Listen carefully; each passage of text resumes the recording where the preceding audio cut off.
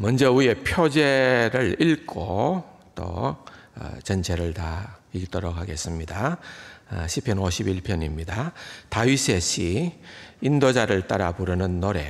다윗이 바세바와 동침한 후 선지자 나단이 그에게 왔을 때, 하나님이여 주의 인자를 따라 내게 은혜를 베푸시며 주의 많은 긍휼을 따라 내 죄악을 지워주소서. 나의 죄악을 말갛게 씻으시며 나의 죄를 깨끗이 제하소서.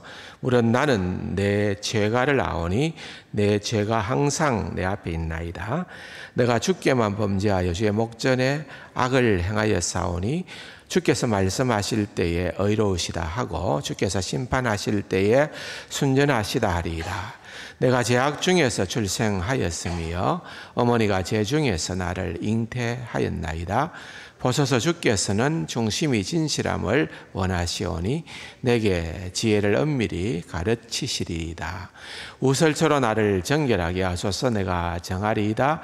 나의 죄를 씻어주소서. 내가 눈보다 이리이다. 내게 즐겁고 기쁜 소리를 들려주시사 주께서 꺾으신 뼈들도 즐거워하게 하소서. 주의 얼굴을 내 죄에서 돌이키시고 내 모든 죄악을 지워주소서. 하나님이여, 내 속에 정한 마음을 창조하시고 내 안에 정직한 영을 새롭게 하소서. 나를 주 앞에서 쫓아내지 마시며 주의 성령을 내게서 거두지 마소서. 주의 구원의 즐거움을 내게 회복시켜 주시고 자원하는 심령을 주사 나를 붙드소서. 그리하면 내가 범죄자에게 주의 도를 가르치리니 죄인들이 주께 돌아오리이다. 하나님이여, 나의 구원의 하나님이여, 피 흘린 죄에서 나를 건지소서. 내 혀가 주의 의를 높이 노래하리이다. 주여, 내 입술을 열어주소서. 내 입이 주를 찬송하며 전파하리이다. 주께서는 제사를 기뻐하지 아니하시나니 그렇지 아니하면 내가 드렸을 것이라. 주는 번제를 기뻐하지 아니하시나이다. 하나님께서 구하시는 제사는 상한 심령이라. 하나님이여, 상하고 통회하는 마음을 주께서 멸시하지 아니하시리이다. 주의 언택으로 시온의 선을 행하시고 예루살렘 성을 쌓으소서. 그때에 주께서 의로운 제사와 번제와 온전한 번제를 기뻐하시리니 그때에 그들이 수소를 주의 제단에 드리리이다. 아멘. 지난 주일까지 시편 43편과 또 42편을 통하여서 우리가 영적인 침체라고 하는 그런 상황, 또는 우리가 참 외부에 많은 공격을 당하거나 또 그렇지 않으면은 우리의 내적인 정서가 낙심되고 실망, 절망, 또는 움츠러들고, 또는 어떤 우울증, 또는 자살의 충동, 이런 어떤 험악한 상황 가운데에서 시편의 기자는 도대체 어떻게 그런 상황을 직면했고 대처했고 또 거기에 대해서 올바른 반응을 보였고, 또 그것이 기록된 말씀으로 인해서 우리에게 전달됨으로 말미암아 우리가 시편을 또 읽거나 묵상할 때에 그 시편의 말씀을 통해서 그 시편의 기자가 보여줬던 그 반응을 하나님께서는 우리도 그런 식으로 반응하여 해결하기를 바라는 마음으로 이렇게 성경으로 우리에게 전수해 왔다는 것을 말씀을 드렸습니다. 그러니까 이것은 하나의 어떤 양식이라고 볼 수가 있겠지요. 어떤 방법이죠. 패턴이라고도 볼 수 있는, 이런 일들이 일어나면은 거기에 대한 모범 답안은 이렇게 하는 거예요. 내 경험으로 봐서는, 또는 내 지혜로 봐서는, 내 실력으로 봐서는 나는 이렇게 반응을 했더니만 괜찮더라. 그것이 아니고 우리는 이미 모범 답안을 믿음의 선조들로부터 받게 된 겁니다. 그러니까 지혜로운 사람은 그것을 활용하는 거죠. 그렇게 우리가 어떻게 보면은 같은 과정을 밟아가는 것이 지혜로운 방법이다. 라고 그렇게 볼 수가 있는 겁니다. 그것을 지금까지 우리가 또 몇 시간에 걸쳐서 살펴보았습니다. 어떤 문제보다도 크신 하나님을 찾고 갈구할 때에 사실은 우리가 직면한 그 문제가 또 소멸될 수도 있고, 또 사실은 우리가 기도할 때 하나님 이런 문제가 내 평생에 다시는 일어나지 않았으면 좋겠습니다 라고 하는 그런 어떤 피해가는 것이 능사가 아니라 오히려 그 가운데에서 잘 되는, 잘 살아가는, 잘 살아내는 그러한 모습이 진정 성도가 추구해야 될 그러한 모습이다 라고 하는 것을 계속해서 이제 말씀을 드렸습니다. 이제 오늘도 또 다른 주제지만은 그런 어떤 양식을 보자는 거죠. 이제 그런 식을, 이런 문제가 일어나니까 시편의 기자는 이렇게 반응을 보였네. 또 이렇게 반응을 보일 때에 해답을 얻었네. 해결책이 거기에 있었네. 나도 지금 그런 상황이네. 아니면은 나도 앞으로 이런 상황에 도달하게 된다면은 이제 그림이 그려지는 거예요. 그림이 하나씩.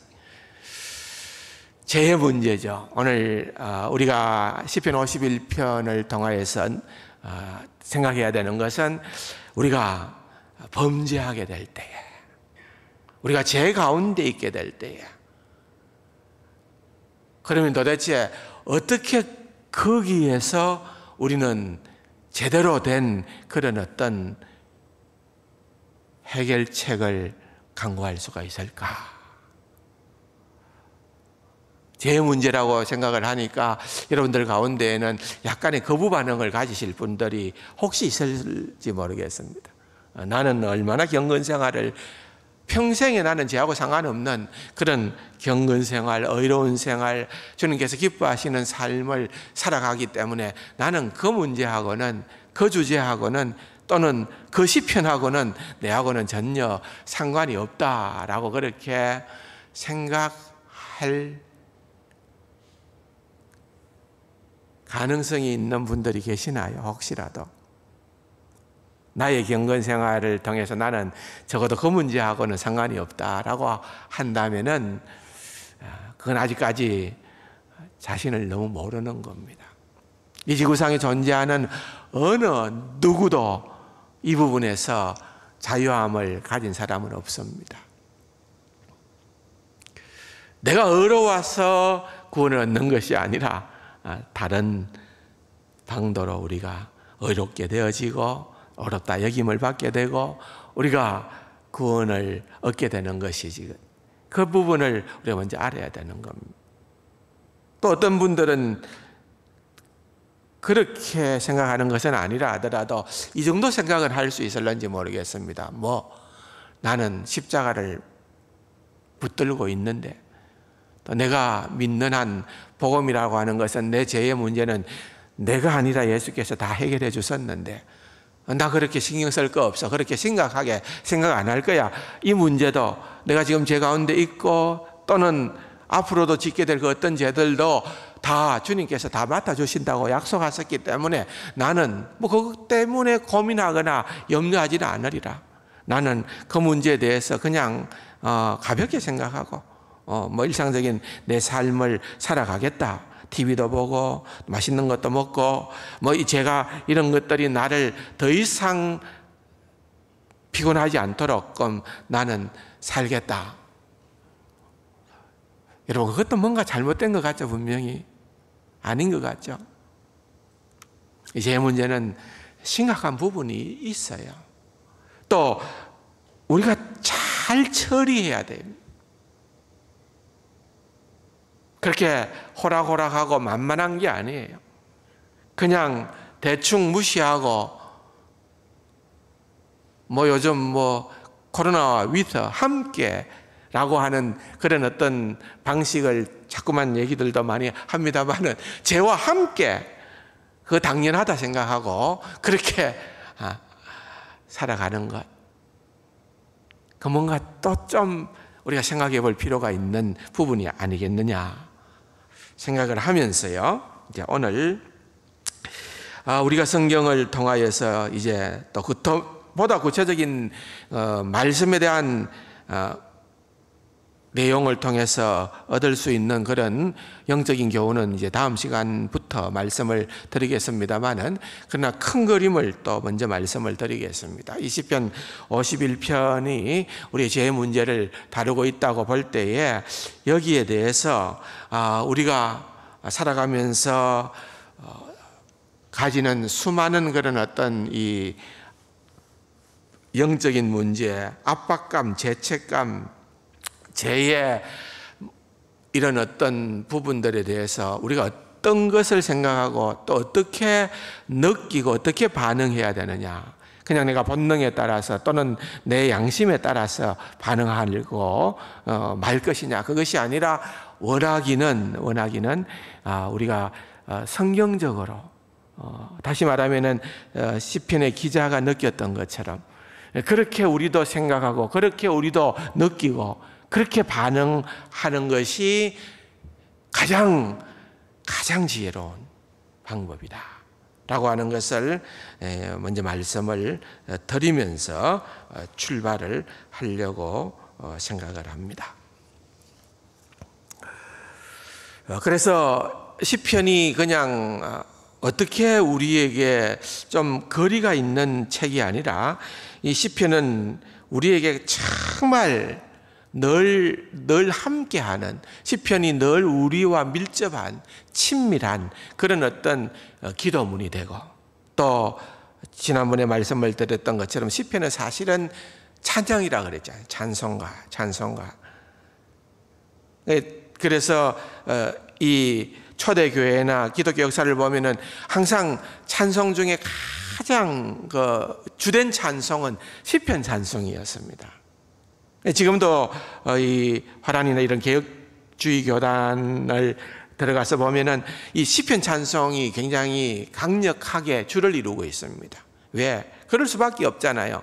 하나님의 말씀을 가지고 그걸 붙여서 그것을 우리가 늘 찬양으로 우리에게 흡수시키고 그것을 가지고 무장하게 된다는 것은 그 어떤 찬송보다도, 우리가 지금 부르고 있는 찬송, 그 어떤 것보다도 비교할 수 없는 그런 강력한 힘이 들어있다고 보면 되는 겁니다. 앞으로 양국교회도 점점 관심을 가져야 되는 것이 저는 이 시편 찬송이지 않겠는가, 그렇게 생각을 하는데, 이 시편 찬송은 찬송으로서도 어마어마한 영향력이 있고, 또 기도도 시편이 다 기도잖아요.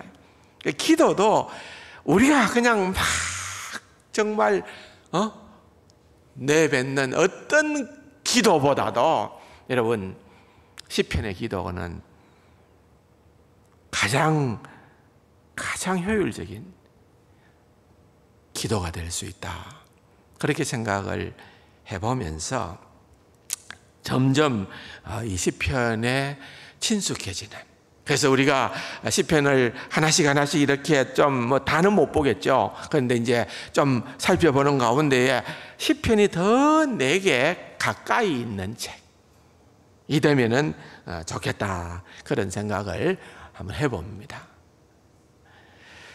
특별히 이제 오늘 우리가 생각을 해보려는 이 시편 51편은 흔하지 않는, 다른 어떤 시편보다도 진짜 정확하게 어떤 상황 가운데에서 이 시편이 나오게 되어졌다.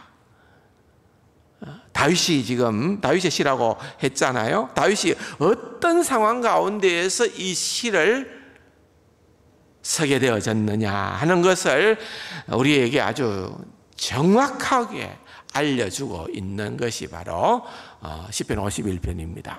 다른 어떤 시편이 모두가 다 그런 어떤 상황이나 배경이나 그런 동기나 그런 부분들을 다 소개하거나 알려주고 있지는 않아요. 그런데 시편 51편만큼은 지금 다윗이 어떤 상황에 처해서 이 시편을 기록을 했는가 하는 것을 보여주는 것입니다. 그게 바로 표제에 나오는 겁니다. 다시 한번 표절을 보면은 다윗의 시 인도자를 따라 부르는 노래라 하고 난 다음에 다윗이 바세바와 동침한 후에 죄를 지었다는 거죠. 다윗이 바세바와 동침한 후에 선지자 나단이 그에게 왔을 때, 자, 그러면은 그때 상황은 우리가 대충은 다 알고 있습니다. 그죠? 이야기를 통해서, 성경을 통하여서 알고는 있습니다만은, 그러면은 이 상황이 어떤 상황인가 성경이 정확하게 묘사를 하고 있기 때문에 그 본문을 한번 찾아보는 것도 유용하리라 보는 겁니다. 사무엘하 12장 2절에서 5절에 보면은 이것을 아주 정확하고 분명하고 조금도 뭐 이렇게 포장하거나 또는 덮어버리거나 뭐 이렇게 한 것이 아니라 다 드러내는 거예요. 다 묘사를 하고 있는데요. 그게 보면은 제가 읽어드리겠습니다. 저녁 때에 다윗이 그의 침상에서 일어나 왕궁 옥상에서 거닐다가 그곳에서 보니 한 여인이 목욕을 하는데 심히 아름다워 보이는지라 다윗이 사람을 보내 그 여인을 알아보게 하였더니 그가 아뢰되 그는 엘리암의 딸이요 햇사람 우리아의 아내 바세바가 아니니까 하니 다윗이 전령을 보내 그 여자를 자기에게로 데려오게 하고 그 여자가 그 부정함을 깨끗하게 하였으므로 더불어 동침하매 그 여자가 자기 집으로 돌아가니라. 그 여인이 임신하매 사람을 보내 다윗에게 말하여 이르되 내가 임신하였나이다 하니라. 여러분 그 내용을 너무 잘 알겠죠? 예, 참 희한한 일이 하나 벌어진 거예요. 다윗이 바세바를 범하게 된 그런 사건이 일어나게 됐습니다. 근데 공교롭게도 그렇게 바세바와 잠을 자고 났는데 임신을 한 거예요. 내가 임신하였나이다 하고 다윗에게 알렸다는 거죠. 근데 사실 아마 이것을 미루어 짐작건데 다윗은 한번 만나고 난 다음에 더 이상 다른 생각을 안 한 것 같아요. 그런데 임신했다는 얘기가 나오니까 상황이 달라지는 거죠. 이 문제를 아무도 모르게 그냥 엄밀하게 왕의 권력을 이용해서 그냥 불장난을 했는데 이걸 수습을 해야 되겠다. 어떻게 수습을 해야 되겠느냐? 모략을 짠 거죠. 얼마나 머리가 좋습니까? 어떻게 해요? 우리아를, 남편인 우리아를, 지금 우리아가 거기에 없고 전쟁터에 나가 있어요. 지금 상황은 전시 상황입니다. 그죠? 블레셋과의 전시 상황이고 전쟁터에 나가 있는 그의 남편 우리아를 그냥 특별 휴가 명목으로 불러들이라. 왕의 명령으로 불러들이라. 그래서 하룻밤 집에서 자고 새 힘을 얻어서 그냥 전쟁터에 나가라. 이렇게 하면은 이제 그 임신의 사실을 우리아가 추호도 의심하지 않고 우리 자녀가 그때 그렇게 생겨나게 됐구나. 이렇게 할 목적으로 우리아를 불렀습니다. 근데 이제 사달이 난 거죠. 어떻게 된 겁니까? 우리아가 너무 충직한 사람. 내 동료 군인들은 전부 다 지금 전쟁터에서 생사를 가름하는 그러한 긴장 상태에서 고생을 하고 있는데 내가 집으로 갈 수 없다는 거예요. 얼마나 충성스러운 그러한 신하입니까? 얼마나 참 귀한 종입니까? 그런데 다윗은 오히려 그것이 그를 더 당황하게 만든 겁니다. 하나의 죄를 회개하고 나가야 되는데 그 죄를 덮으려고 하니까 또 다른 죄가 나오는 거예요. 그러니까 이제는 어떻게 합니까? 강크게 죽여버려야 되겠다. 편지를 보내어서 그냥 전쟁터에서 그만 남겨두고 철수시킴으로 말미암아서 우리아가 전쟁터에서 죽게 되는 겁니다. 다윗의 계획대로 생각대로 우리아가 죽게 되어지고 다윗은 적극적으로 바세바를 후궁으로 다시 불러서 그 아이가 어떤 문제가 있는 아이가 아니라 합당한 아이로 그렇게 하는 모든 일들을 전개하게 되어졌던 겁니다. 누구도 모르는 비밀스러운 사건이었습니다. 그런데 이게 이제는 하나님께서 드러내시는 거예요. 그래서 이러한 일들이 성경에 그의 잘못이 다 온전히 드러나게 되는 거지요. 하나님께서 나단을 보내어서 그것을 이제 다 밝히는 겁니다. 그리고 난 다음에 사무엘하 11장 27절에 보면은 어떻게 기록을 하고 있습니까? 사무엘하 11장 27절 보십시오. 거기에 보면은 이제 이게 보면은 우리아가 죽었다는 소문을 듣고 그의 남편을 위하여 소리내어 우니라 장례를 마치고 다윗이 사람을 보내어 그를 왕궁에 데려오니 그가 그의 아내가 되어 그에게 아들을 낳으니라. 다윗이 행한 그 일이 이렇게 행한 그 일이 뭐라고요? 여호와의 보시기에 악하였더라. 하나님께서 그 상황들을 참 보니까 다윗이 해서는 안 될 짓을 한 거예요. 간음을 하고 살인을 하고 그런 일들이 일어나게 되었어요. 그래서 이제 제가 말씀드린 것처럼 12장에 본격적으로 이제 나단을 통해서 그것을 지적을 하는데 어떤 식으로 반응을 보이도록끔 이제 나단이 비유로 얘기를 하는가 하면은 이 다윗이 스스로의 죄를 자기 스스로 고백하도록끔 만들 작정이었던 것입니다. 그런 비유로 이제 얘기를 하는 거죠. 쉽지 않은 그러한 일이었습니다. 근데 효과적이었습니다. 반응을 그렇게 보인 거예요.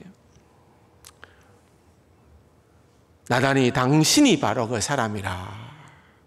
왜 여호와의 말씀을 업신여겼느냐. 그렇게 강하게 질책을 하게 되어지자 다윗은 무너져가는 마음을 열고 고백을 합니다. 내가 여호와께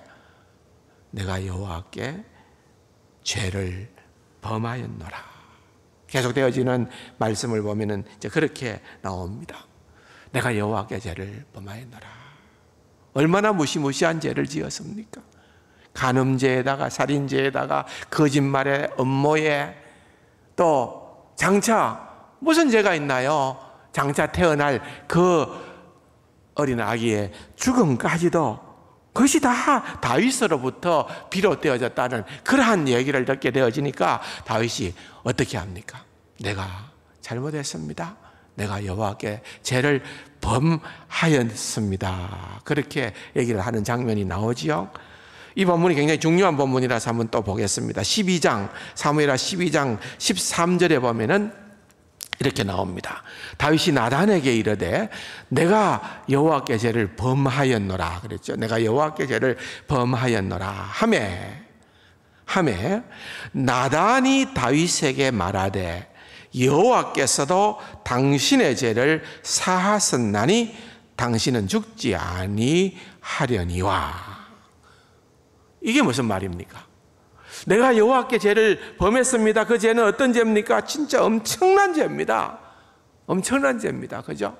우리가 생각할 때에도 진짜 이게 다윗이 맞나? 그렇게 생각이 들 만큼 지금 다윗이 정말 영적으로 크게 가라앉아 있어. 그런데 그 얘기를 듣는 즉시 나단이 반응하기로 여호와께서 당신의 죄를 사하여 사오니. 자, 여러분, 이게 어떻게 여러분들 이해하실 수가 있을 것 같습니까? 하나님의 사랑은 무한하시기 때문에 어떠한 죄라도 하나님 앞에 나와서 고백을 하면은 사해 주시는 하나님이시다. 맞는 말이지요. 근데 여러분, 이게 실제적으로 여러분들에게, 여러분들의 가정에, 여러분들의 가족에게 실제적으로 이런 일들이 일어났다고 한번 유추해 봅시다. 자, 지금 우리아가 우리 가족입니다. 그러면은 우리아가 전쟁터에서 죽음을 당하게 된 이유가 이러한 일 때문에 죽게 되어졌는데 하나님께서 그렇게 우리아를 죽인 장본인인 다윗을 너 용서한다, 너 제사해 주겠다 라고 한다면은 여러분들 당장 하나님께 어떻게 얘기할 것 같습니까? 하나님, 이거 말 됩니까? 하나님 어렵다고 그렇게 저는 믿는데요, 하나님이 의로우신 하나님인데 이렇게 불의한 일을 행하시는 하나님이 의롭다 내가 할 수 있겠습니까? 여러분, 분통 터지지 않을까요? 화나지 않을까요? 예? 세상에 이런 일이 한두 가지겠습니까? 여러분, 가만히 생각해 보십시오. 제가 이 코로나 전에는 참 미국을 많이 왔다 갔다 했잖아요. 미국에 가보면은요, 탈북자들이 꽤 많아요. 특히 워싱턴 DC나 동부 쪽에 가면은, 우리나라에도 탈북자들이 많지만은 우리나라에서 또 우리나라 본인들이 선택하는 상황이니까 우리나라가 아니라 미국을 또 선택해서 미국에 가 있는 탈북자들도 꽤 많거든요. 근데요, 이 탈북자들의 공통 심리가 먼저 하면은, 제일 큰 어려움이 뭔가 하면은, 그들이 주님을 만나고 예수 그리스도를 믿고 난 다음에 용서의 문제가 진짜 어려워요. 저 김정은이가 우리한테 어떻게 했는데, 우리 가족을 어떻게 처단했는데, 용서해라, 사랑해라, 내 원수를 사랑해라. 하나님, 그게 의로운 하나님 맞습니까? 이래 되는 거예요. 쉽지 않아요. 이게 굉장히 어려운 숙제예요.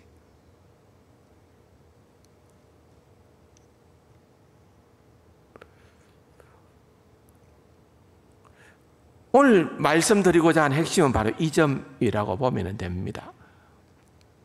여러분, 이게요, 사실은 여기에 복음이 있고 여기에 어떤 의미에서는 우리의 모든 것이 다 달려 있다고 보면 됩니다. 이번에도 아프가니스탄의 그런 어떤 뉴스들을 이렇게 접하면서, 참 나라를 책임지는 대통령의 역할이 중요하기는 중요하다. 그런 상황 가운데에서 돈다발 들고 지 혼자만 살겠다고 도망가는 대통령, 그걸 우리의 지도자라고 우리가 뽑았고 그 사람을 의지하고 믿었느냐?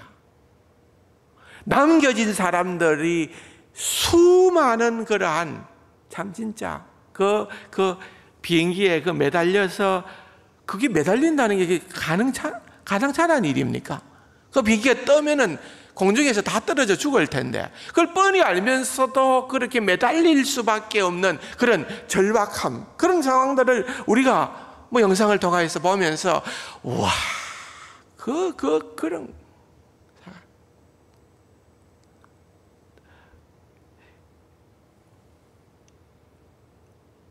그런데요, 여러분, 우리가 볼 때는 진짜 말도 안 되는 그런 사람들이 있는가 하면은, 또 거기에서 또 일부 여성 지도자들 가운데에서 아주 용감한 사람들은 목숨 걸고, 그 뻔히 죽을 줄 알면서도 목숨 걸고 당당하게 내 할 역할을 하겠다, 이런 사람들도 있는 거예요.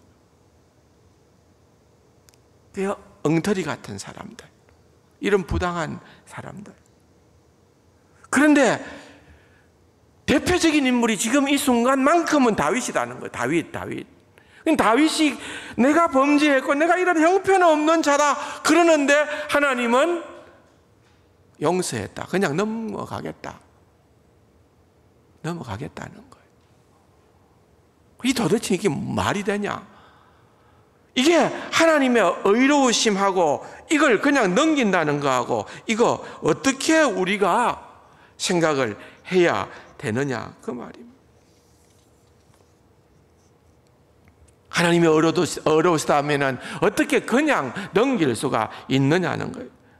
도무지 우리의 일상적인 그런 상식으로는 이해가 되지 않는 하나님의 그 뭐라 그럴까요? 넘어가심, 간과하심이라는 거예요. 이 부분에 대한 고민이 사도 바울의 고민이었기도 하고요. 우리 모두의 사실은 고민이기도 한 겁니다.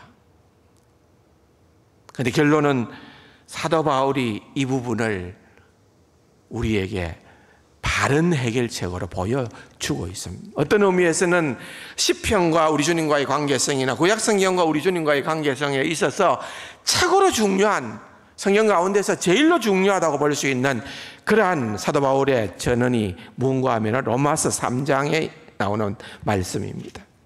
한번 찾아볼까요? 25절과 26절에 나타나는 말씀입니다.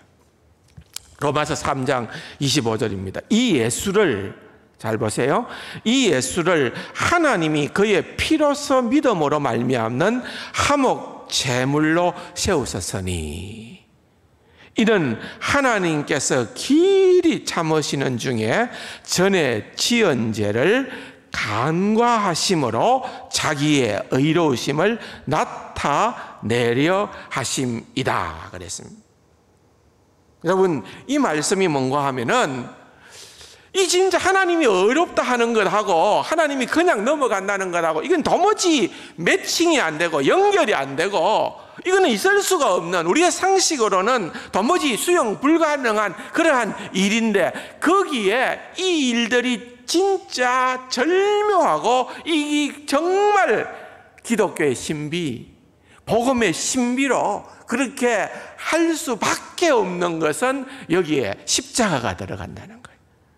여기에 예수 그리스도께서 속죄제물로 들어가심으로 말미암아 이 문제가 해결된다는 거예요. 누구도 상상하지 못했던 하나님의 아들이신 예수 그리스도의 십자가의 죽음이라고 하는 거예요. 하나님께서 여기에 로마서에서 사도 바울이 간과하심이라고 표현한 이 간과하심은 바로 그냥 넘어갔다 하는 말하고 똑같은 말이에요. 그냥 넘어갔다. 여러분, 이 세상에 어떠한 죄악이라도 살인, 간음, 거짓말, 어떤 흉악한 죄라도 십자가의 공로로서 덮지 못할, 해결하지 못할 죄는 이 땅에는 없습니다. 따라서 우리도 사실은, 우리는 다윗을 욕하는지 모르지만 우리도 똑같은 또 하나의 다윗이에요. 우리의 모든 죄도 해결점이 나로부터 비롯되는 것이 아니라 하나님의 길이 참으시는 중에 간과하심으로 말미암아 되어지는데, 그 하나님이 불의하지 않음은 그 모든 죄의 값을 예수 그리스도에게 지우셨다는 거예요. 예수 그리스도에게.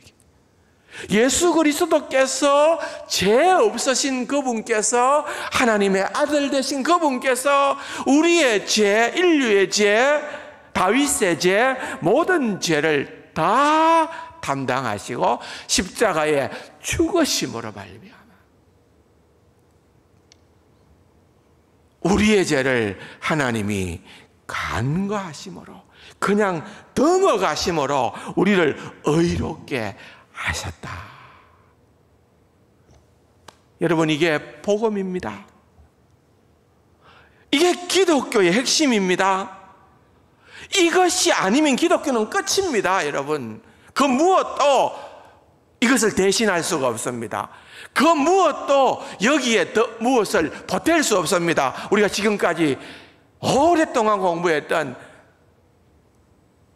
전적인 은혜도 오직 우리 주 예수 그리스도 밖에는 없다는 것도 바로 이것을 얘기하고 있는 것입니다.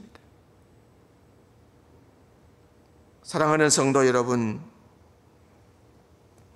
이것이 있기에 우리는 하나님을 의롭다, 공의로운 재판관이다 라고 우리는 선언할 수가 있는 것입니다. 이것보다 더 우리에게 복된 소식은 없다라고 감히 말씀할 수가 있는 것입니다. 그렇다면 이게 다윗과 무슨 상관이 있느냐? 저는 있다고 보는 겁니다. 저는 있다고 보는 겁니다. 여러분, 다윗은 시편을 읽어보면은 다윗의 시를 통하여서 우리가 지금 오늘날 예수 그리스도가 오셨고 또한 성경이 주어졌고 오늘날 지금 우리가 선명하게 신구약 성경을 통하여서 복음을 분명하게 알고 예수 그리스도를 바라보는 것처럼 그렇게 선명한 것은 아니라 하더라도 여러분, 놀라운 사실은 다윗뿐만 아닙니다. 구약에 있는 등장하는 그 모든 믿음의 위인들의 믿음은 오실 예수를 바라본 거예요. 오실 예수를. 예수 그리스도, 그분으로 말미암아서 우리에게 진정한 구원의 소망이 있고 그것만이 복음이라는 것을, 물론 그것을 어떻게 알았느냐, 그건 우리가 잘 몰라요. 그건 정말 하나님만이 하신 정말 놀랍고 신비로운 방법으로 하나님의 그 놀라운 손길을 아마도 저는 아담부터 범죄한 그들을 향하여서 가죽옷을 해서 입혀주신 그 하나님으로부터 그들은 복음을 어렴풋이나마 알게 되어졌고 예수 그리스도에 대한 생각을 했으리라고 보는 겁니다. 왜 그렇게 생각할 수 있느냐? 그것은 성경이 그렇게 말하고 있기 때문에 그런 거예요. 성경이 말하고 있기 때문에. 그 말하고 있는 성경이 바로 우리가 방금 읽었던 로마서 3장에 나타나는 이 말씀입니다. 그렇기 때문에 우리는 시편 51편을 읽으면서 다윗이 가졌던 그 믿음을 생각할 수가 있고요. 그런 믿음으로 그가 죄 가운데에서 보일 수 있었던 그런 반응들을 이제 다음 주부터 한번 살펴보기를 원하는 것입니다. 사랑하는 성도 여러분,